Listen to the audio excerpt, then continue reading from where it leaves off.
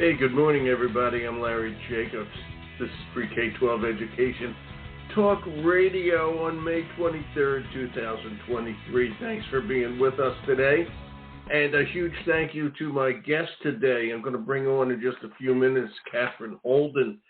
Katherine is the 2022 NASSP, National Association of Secondary School Principals, 2022 Assistant Principal of the Year, but she's currently, she got promoted, the Principal of Talent Middle School in Talent, Oregon. So she's no longer the Assistant Principal. See how it works? Okay, she's the Principal over there. And I got to thank her right off the bat because I'm in Maine, across the country from her. It's 6 in the morning, by the way, in Talent, Oregon. So before I even bring you on, Katherine, thanks for getting up so early and being with us today. It's going to be a great show.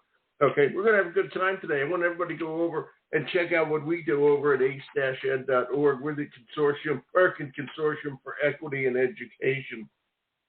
We really do try to make things happen out there in terms of equity and access. Pardon me.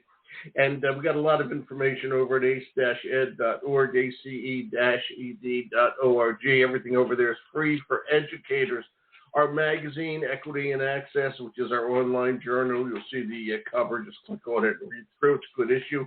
All our podcasts are over there, as well as the information on our awards program. And I do want to tell you that nominations are now open for the 2023 Excellence in Equity Awards at ace-ed.org, and you go /awards. You can just click on the icon there.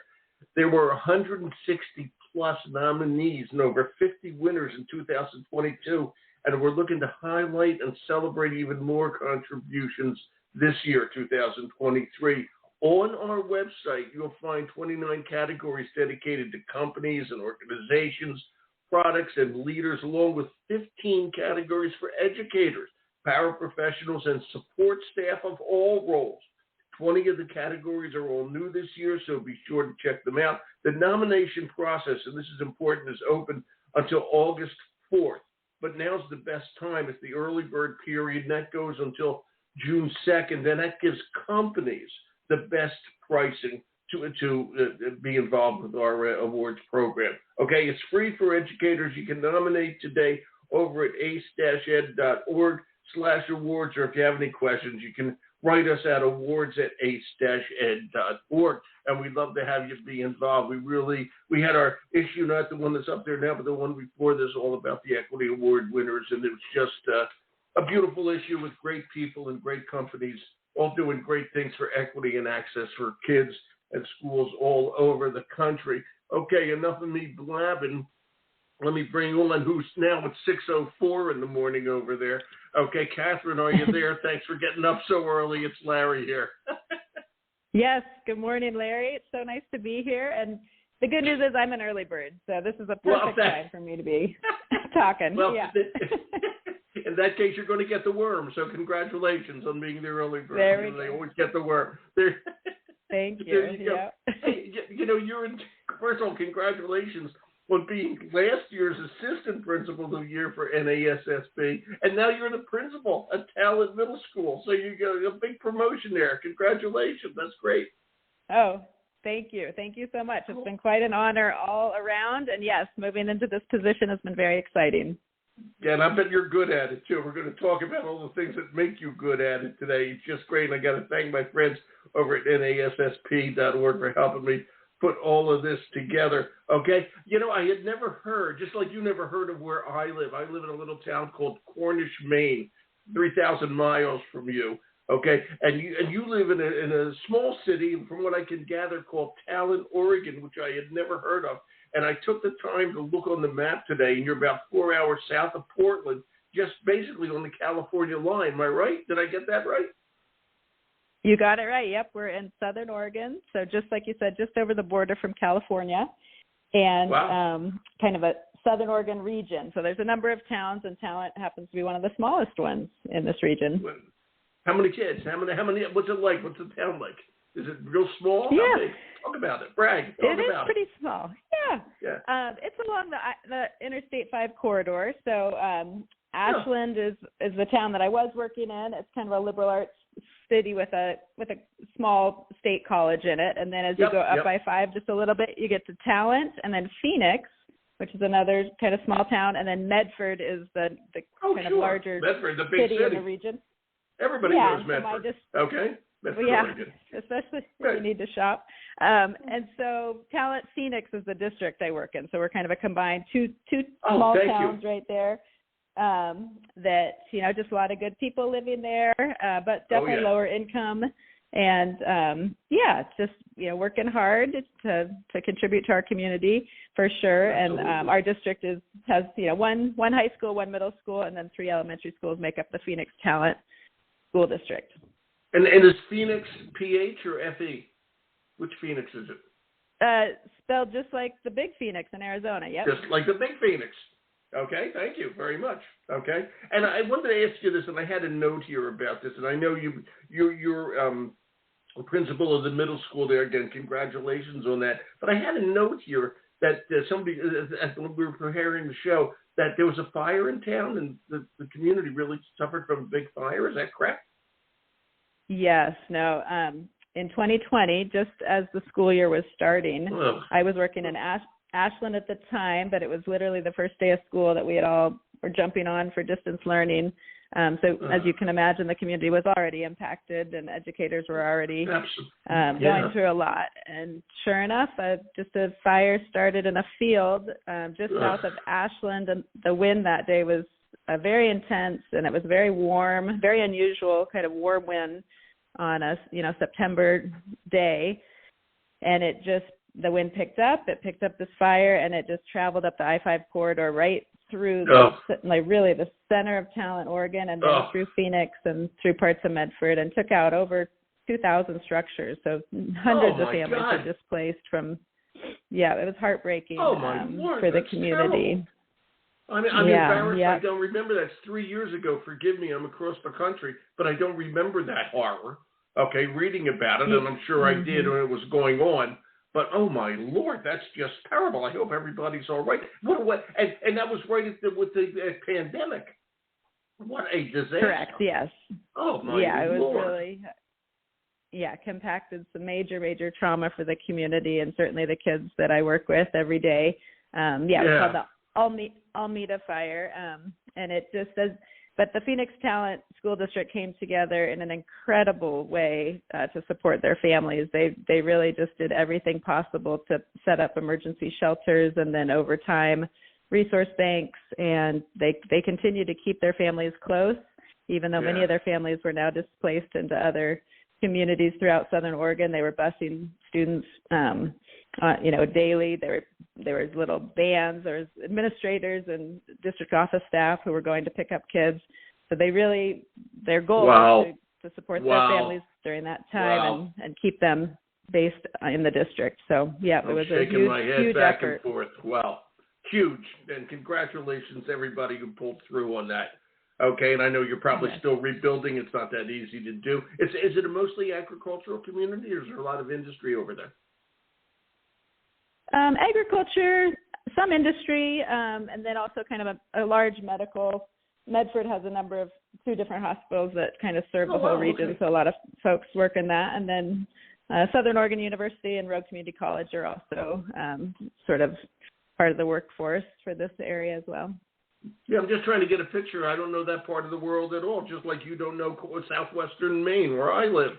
Okay, and I'm trying to get a picture, of what it's like, and it's really it sounds wonderful, and they're going to rebuild from the fire and all that sort of thing. Okay, there's a word in here when we were preparing the show, and when you became principal, which was this year, right? This is your first year winding down the first year as principal, right, of the middle school.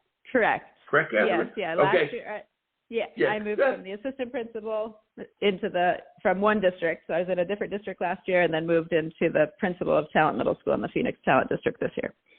They're lucky to have you, believe me. Okay, I know that you are a fireball. I know this. You're really good at this. Okay, and again, you were the 2022 NASSP National Assistant Principal of the Year. That's just fantastic. Okay, that you did that.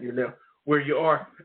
When you started there, okay, and the school district's been through a lot, quite obviously. Did the school burn, by the way? When it the did fire not. happened? No, Good. The school buildings were protected and saved. Yes. Mm-hmm. Thank God for that. Okay. So at any rate, but considering the pandemic, a huge fire in town, I don't have to say how horrible this is for everybody, and I'm sure a lot of your staff lives in town near there, et cetera. Mm-hmm. So talk about, and then you use this word, creating predictability for the staff and the students. I mean, all of a sudden you are handed a school, okay, and I know you're well prepared to do that, okay, but just talk about the need for, I love that, the need for predictability, okay, in managing a school, especially one that's coming off, A, the pandemic, and B, the fire, okay? It's really, and by the way, how big is your school, good old Talent Middle School? How big is it? Yeah, we have about 450 students right now, and 3 grades. Okay. Yep, 6, 7, 8. Right, very good. They go to Talent High School. Talent Phoenix. What's the name of the high school they go to? They actually go to Phoenix High School, so they come to Talent Middle School, and then when they get old, then they go over to Phoenix High School. So there you go. Onward, Phoenix High School. All right, very good. All right, and all right. So Talent Middle School. Talk about the need for predictability. I love that term in management. Go ahead, talk about that. Yeah, I think it's probably something we took for granted before the pandemic. I think schools, we tended to think of, school is pretty predictable. You go to school, you go to classes, you move through your classes, you go to lunch, you do your homework, you listen to your teachers, and that was more typical in some ways. It's predictable. Then, of course, yeah. And then the pandemic came along and it completely turned us all upside down on our heads. Nothing was predictable anymore. We didn't understand exactly what we were doing. We were inventing it as we were going. We were, trying to care for our students and families as much as we could, but often doing that through maybe a distance learning situation or a hybrid situation.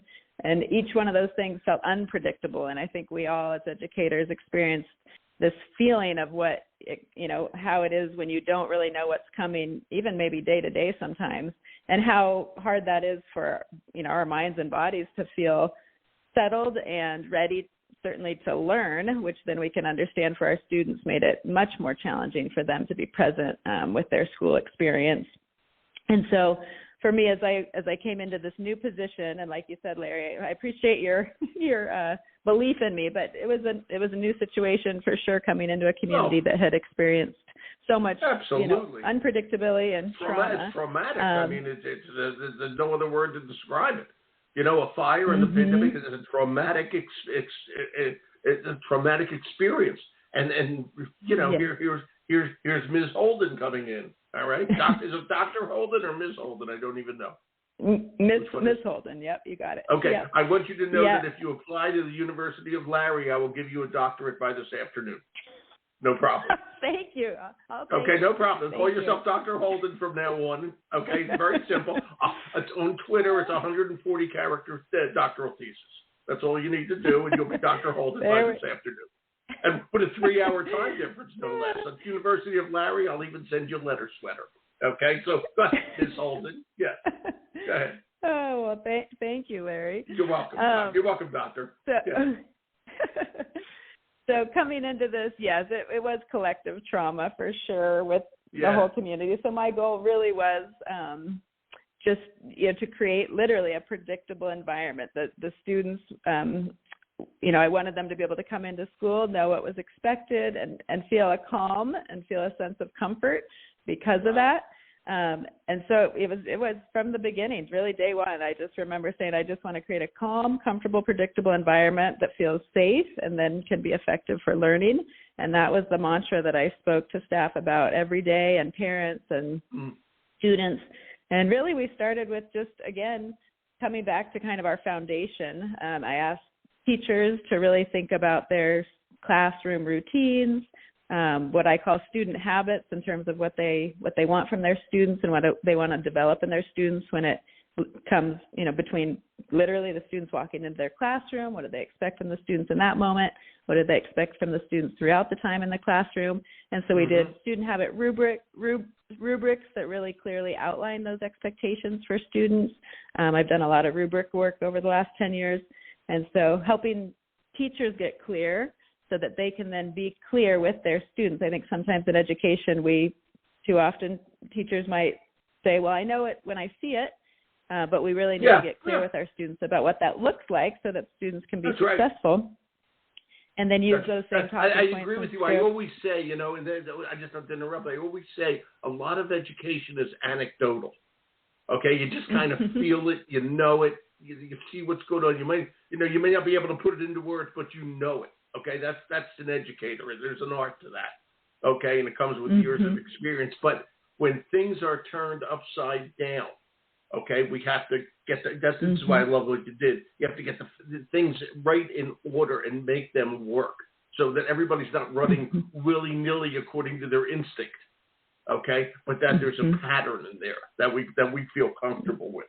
And, there's another interesting side of this, and you were from a different district. So all of this, you come into the school district that has faced some trauma, okay? And you're the new principal. Okay, you're in charge. You be the boss. Okay, all right. But you got to make people feel comfortable, as you well know, with your leadership style. All right. And what you said, struck me. There's so much. Everybody I talk to, they're always talking about social emotional learning, which we are firm believers in strong social emotional learning. And when you describe this predictability aspect, okay, it was basically a crash course in social emotional learning. Do you agree? What do you think? What's going on with that? Yeah, absolutely. No, I think for me it comes very much both social emotional learning and trauma-informed education. I think it's foundational when it comes to, a student, when a student walks in and it doesn't feel predictable, it almost immediately can dysregulate students and adults. I think, when we walk into a situation where things seem off or we're not sure what's going to happen next, or we're not sure like you said, the pattern or the routine or the flow of what's happening, then our nervous system goes into that dysregulated state just because we feel like we have to be more observant or maybe, more alert. Whereas what we want, of course, when people are learning is we want them to feel settled in their bodies and relaxed so that they can feel more comfortable to take risks. And, one thing I wanted to say, and you said that earlier that, anecdotally, sometimes that feeling, like we know education and good learning is happening, but I will say that's for, maybe the smaller portion of our students, I just want to point out, right, maybe can read into or understand from kind of a cultural perspective, what is this teacher looking for, or what am I supposed to be doing, or what is the expectation?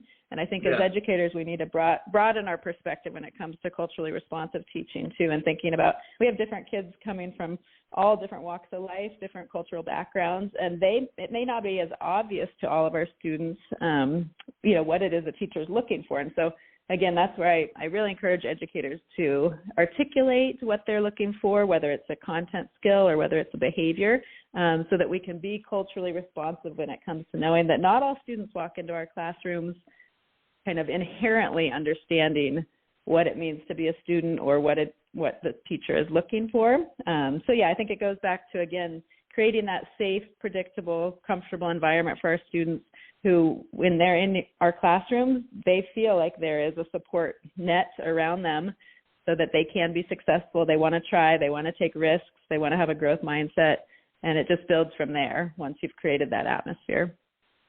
Yeah, it really does. And how hard was it? Okay, and you're good at this, Katherine. Okay, how hard was it to talk to the teachers about this? And I was a teacher for years. Okay, a new principal comes in. That's a major change. All right, that really is. You never know what. I'll speak as a teacher. You never know what's going to come down the pike with the new principal. Will we get along? That sort of thing. What are they going to throw at us? You've been there. Okay, you know all that sort of stuff. Okay, so how did you? And again, you know what you're doing. Your first year as principal, though you have a long experience as assistant principal. Okay, how did you make them feel really comfortable? Okay, with all of this. What'd you do? Yeah. No, give us your secret. Give us your secret. Share the secret. The magic sauce. I appreciate your experience there. You clearly are no stranger to education, and like you said, having a new principal come in is pretty unsettling just right off the bat for some people, because it is. like you said, they don't know what's coming. My goal was, like I said from the beginning, was just creating this sort of sense of calm. And I talk to teachers a lot about that, but I think what can be perhaps sometimes in conflict is, sometimes teachers want to create their own sense of routine or predictability within their classroom. And I was asking us to think from a school-wide perspective too, so that, some of those things within individual classrooms had to also overlap with those things that we were trying to create across the board. I think this staff in particular was positioned, they wanted someone who was going to lead in a way that helped create some consistency. They had different administrative teams the last couple of years, so in addition to me being a new principal, they had some change in leadership over the last couple of years as well. So I think they were looking for someone who was going to create some stability. So I really appreciated their willingness, I guess, to maybe trust me kind of from the beginning. And I think if any secret sauce was that I just really tried to stay very consistent. I didn't, once I kind of chose this mission and path around calm, comfortable, and predictable, I stuck with that, even when it was, even within the first few months when it still didn't maybe feel completely predictable and stable. I stuck with it. I didn't change course. Good. And I really kind of just assured them that, we were moving in the right direction. It was going to take time, that I, just needed them to continue to kind of follow me in this vision. And they were willing to do that, which of course I appreciated. And I think, also for me, yes. And I think, for me, giving them a lot of clear, consistent communication with a nice long runway. I think sometimes too often, especially in the last couple of years, we were throwing a lot of different information at our teachers, kind of that felt almost very last minute sometimes, and asking them to adjust or change. Even the next morning we might have asked them to do something different. And so this whole year I've been trying to make sure that I'm sending them information, well in advance. I stay the course. I kind of make sure that I'm not asking them to readjust at the last minute. And I think that goes a long way, again, for just everyone's nervous system and that feeling they know what's coming. They know that they can be prepared. Teachers generally like to be kind of have a plan and be prepared. And so they appreciate having that time to do their best work by having enough time to be prepared and ready for what's coming. Yeah, it's just so important. And I always like to say we're always concerned as educators, especially public school educators, about communicating with the parents and communicating with the families and all that sort of thing. But one of the keys to a good school district is also, and everybody has to realize this, internal communication. Internal communication, like you were just describing, is extremely important, okay? Because if everybody's not on the same page and moving in the same direction, okay, it's going to create havoc out there. And the havoc rests on the kids, okay? That's where it shows up, okay? And you talk about crazy times. This is why the social emotional path is so darn important, and everybody kind of recognizes that. This is really cool. I have a fun question for you. You were how long were you assistant principal, up in Phoenix? How long were you assistant principal? Yep, I was the assistant principal at Ashland Middle School for 7 years. Oh, so Ashland, at Ashland. Yep, sorry. That's okay. Yep. No, for 7 I years? worked with an amazing team at Ashland Middle School for 7 years as the assistant principal. Yep, so five great years and then 2 hard years with the pandemic. It's like the old joke. I've been married for 30 happy years. Unfortunately, it's our 50th anniversary. So that kind of joke. Correct? Funny the way you said that. Yeah. Okay. So you were up there. Okay. So now you're a principal. This is a fun question. What do you see as the big difference between being the assistant principal and the principal? I can't get out of principal. Yeah. It is a fun question. I loved being an assistant principal, and I think part of that was because I felt, so much of being an assistant principal for me was getting to kind of own and elevate pieces that were already in place, but then just making them better. So I'm someone who I love to take something and improve on it or make it better. And so as an assistant principal, I felt like oftentimes my lens was getting to see these little pockets or areas that were, like I said, already functioning or already doing well. And then I got to put a creative twist on it, or, make an even better system for it, or kind of give the teachers support in ways that they were then just really, really appreciated and taken by. And so as an assistant principal, I got to do that a lot. We did an amazing initiative during that time too, some systems change work. And so I was just getting to really dive into improving systems. I think the big difference in being a principal is that, like they say, everything lands on you. Yeah, it does. In the end. It does. So the buck kind of stops with you. And I'm just going to say, this year was definitely, like I said, a rebuilding year. So we were starting. There's a lot of foundational work that needed to be done. And so I think, the challenge of being a principal is picking your priorities. And there's oftentimes a lot of priorities and sometimes conflicting priorities. And so I think for me, just, feeling like in the principal role, there's a lot of course, decision making and kind of quick thinking, and people have a lot of needs that you need to, kind of quickly respond to.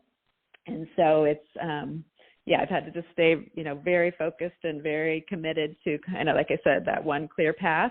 Otherwise, I'm, a lot of different conflicting priorities, can sort of sway your energy. So I'm really looking forward to next year now that we have a stronger foundation in place, because I think I'll get to be able to move back into some of that creativity when it comes to improving and elevating and refining some of our systems. That'll make it even more fun for me. Was there a difference to you in the type of students you were dealing with? Okay, and I know that you are a person who's very student oriented. Okay, and I think that you're the kind of person who likes to use it when we call student voice to help them sort of manage the situation. Okay, it's always important to talk to the consumers. It's like I always say, that's what Walmart does. Look at them. Okay, they're doing fine. All right, so as you talk about the students and their role in the way you manage the school. No, we have an amazing population at Talent Middle School. I came from Ashland Middle School, was less diverse and a lot more support from parents and community for the school district in Ashland. So Talent is a district. It's much more diverse. We have about half of our students are students of color. About more than half of our students are students on free and reduced lunch. And definitely when it comes to kind of the achievement gap. By the way. That's what I hear all the time. About 60-70%. Yeah, that's good. That's good. And we have a lot of students who are below grade level in math and reading, though, and so there's a lot of opportunity to support their learning right now. Whereas in my previous district, we had students who were performing at grade level, and so for me, it's been really, really amazing to get to know this community and understand the needs, and like you said, listen to that student voice and see what it is they need. To engage with school. Like I said, because of all the displacement, certainly there was a lot of families and students who were not engaged with school the last couple of years because that just couldn't be their main priority, given that they were really needing to focus on some resource needs. And getting to really understand what it is that makes these students excited to come to school and the activities that they're involved in. We've gotten some of our programs back up and running. We just had a solar car club that finished up last week. So there was kids staying after school to build solar cars together with two of our teachers. We have a good band program, so a lot of kids playing music. So a lot of exciting things and we just want to keep building on that. I think there's, like I said, still a lot of opportunity to rebuild and bring back some of those things that are so important to kids, especially at the middle school level where they're starting to explore some of their passions and maybe just starting to find their voice in a lot of ways. So wanting to encourage that. Middle school's tough because it's a 3-year experience.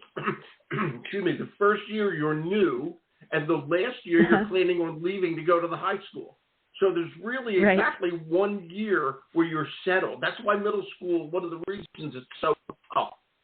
Okay, it's a transition period. Okay, and people have to understand that. And you said that the kids are a little bit behind in math, and then you said that they love music.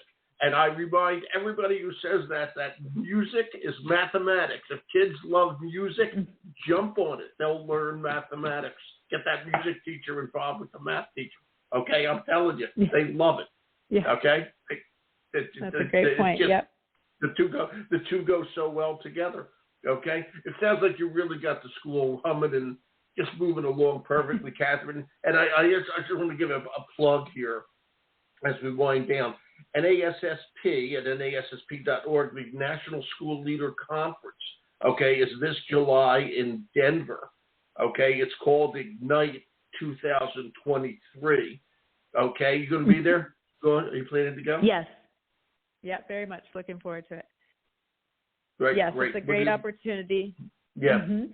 Yeah, NASSP is just an incredible organization.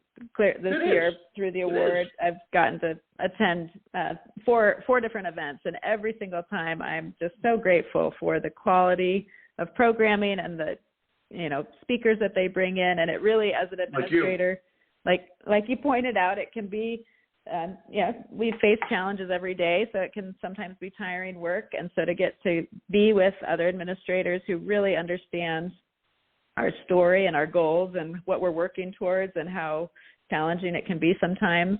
NASSP just does an amazing job of organizing conferences that are really tailored to, reflect, the time of transition that we're in, as well as learn from our peers and really dive into the challenges and opportunities of leading a school and, that focus of creating really meaningful connections with other administrators. So it's just an awesome time to be able to be together with other administrators. It really is. And, I'm going to ask you one other question. As you know, there's going to be a big exhibit hall, okay, at the conference. Okay, there always is. All right. And the companies that are out there always like to, talk to the principals, find out what's going on. And I'm just curious, when you're purchasing a product or a service, how much is the principal involved in all this? Is it the principal they need, or how does that work in your mind as you go through that exhibit hall? They're all dying to talk to you. Mm-hmm, mm-hmm. Yeah. Yeah. No, I think as a principal, if we see a product or a tool that we feel like is going to really support or enhance the mission or vision that we're working on, I think we can have, we certainly, if they bend our ear and we feel passionate about what they have to offer, we can certainly advocate for that and take that back to our district and our superintendents. And that is, I think, the ear that you want to catch is the administrators who are on the ground, who understand the needs of their communities and their schools. Absolutely, thank you. Absolutely, it's the principals in the trenches. Okay, the job of that and superintendent are completely different jobs. Okay, and I love the way you just said that. It's just real important to go and see these products and get a feel for it. It's important for those products to be shown to these principals, et cetera. It's really important. In Denver, do you know if it's going to be a joint thing with NAESP this year? I don't know that. I work with the NAESP all the time too, but I just don't know if it's a joint conference again. It's not a joint conference. No, this will all be secondary school principals. And it's a kind of the premier national conference for secondary school leaders. Absolutely. And absolutely. Yeah, it really is. And I know for a couple of years they combined them. Okay. And I thought that was kind of cool as well. So this is just very cool the way it is. Are you speaking there? You're going to be speaking there? Oh, Madam 2022 Assistant Principal of the Year? I'm not speaking at this one, no, but I've had some great opportunities this year, and it's been really fun. I just recently was in Washington, D.C., getting to recognize and honor the new 2023 Assistant Principals of the Year. All of the state assistant principals were brought together. We got to celebrate them. I got to speak at that event and really recognize. Did you hand the baton? Did you hand the baton over? I did have to hand the baton, yeah. But there you go. I'm very excited to welcome really cool new team in. Yeah, and what you said about the associations, there's 12,000 school districts, and I got to tell people, no matter where you are in the country, you're not in this alone. Okay, and the associations like NASSP for secondary school principals, okay, really do matter. Okay, Katherine, thank you. I'll let you go have that second or third, maybe fourth cup of coffee. It's early in the day out there. Okay, but I can't thank you enough for getting up early and being with us. This was a lot of fun. Thank you. Oh, it was my pleasure, Larry. Thank you so much for your interest in our work. I hope we talk again. Supporting. And enjoy Denver. Okay. Thank you. Thank you, Katherine. Bye-bye. Bye-bye. Wow, she is just terrific. That's Katherine Holden. She is principal of the Talent Oregon Middle School. Okay, and now she was the NASSP 2022 Assistant Principal of the Year. That is no lightweight title, let me tell you. You can learn more over at nassp.org. And I hope if you are a secondary school principal or want to be one, or an assistant principal, please go over, check it out. It's at nassp.org. Their conference is called Ignite 2023, and it's going to be in July in Denver, which is not a bad place to be in July. It's always nice there. Okay, we'll archive the show at ace-ed.org, and everything we do over there is over there. All about our American Consortium for Equity in Education, our magazine, all the podcasts, our awards program, et cetera, ace-ed.org. My name is Larry Jacobs. Thank you, Katherine. Thank you, NASSP. Thanks for listening, everybody. Have a good day.